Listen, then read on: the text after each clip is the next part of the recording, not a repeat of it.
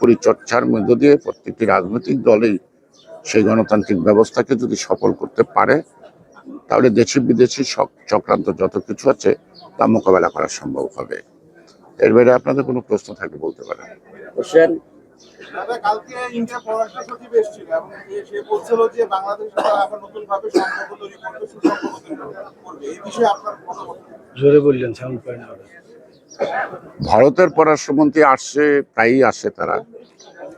এখন নতুন প্রেক্ষাপটে তিনি আসছেন, তিনি যা বলছেন তা নতুন করে তাহলে বোঝা যাবে যে পুরাতন সম্পর্কের মধ্যে কোনো না কোনো ফাঁক করছিল, যে কারণে সম্পর্কটা নতুন করে নতুন আঙ্গিকে, বিশেষ করে বাংলাদেশের জনগণের যে চেতনাবোধ, আকাঙ্ক্ষাবোধ, বাংলাদেশের মানুষের যে চাওয়া পাওয়া, সেটা ভারত তারা উপলব্ধি করতে সচেষ্ট হবে এবং ভারতের সাথে বাংলাদেশের বন্ধুত্বের সম্পর্কটা দেশে দেশে হতে হবে, কোনো ব্যক্তি বা দলের সাথে নয়।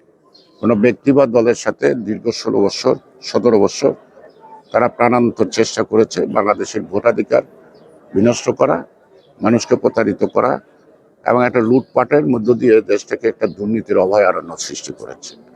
সুতরাং আজকে যদি ভারত এই কথাগুলি তারা উপলব্ধি করতে পারে, তাহলে তারা নিশ্চয়ই সঠিক পথেই ভারতের সাথে বাংলাদেশের সাথে বন্ধুত্বটা বজায় রাখবে এবং এটা অব্যাহত রাখবে।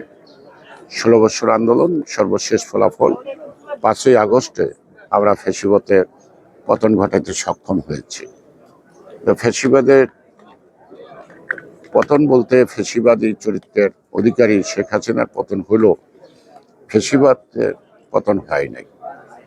এটা একটা অনুশীলনের বিষয় এবং গণতান্ত্রিক প্রক্রিয়ার মধ্য দিয়ে মানুষ যখন চলবে, গণতন্ত্রের ভাষা বুঝতে চেষ্টা করবে এবং গণতান্ত্রিকভাবে সকল কিছু চলবে, তখনই ক্রমান্বয়ে সমাজ জীবন থেকে স্বৈরতন্ত্র মনোভাব বা ফ্যাসিবাদী মনোভাবের পরিত্রাণ হবে। শুধু একটি ব্যক্তি মাইনাস হলেই তার সকল কিছু পাল্টে যায় না।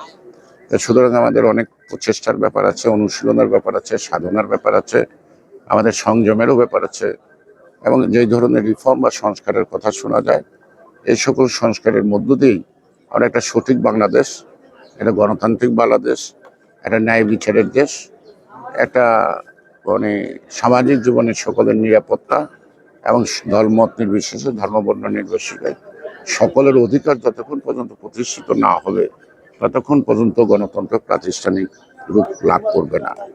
গণতন্ত্র এখন খুব রূপ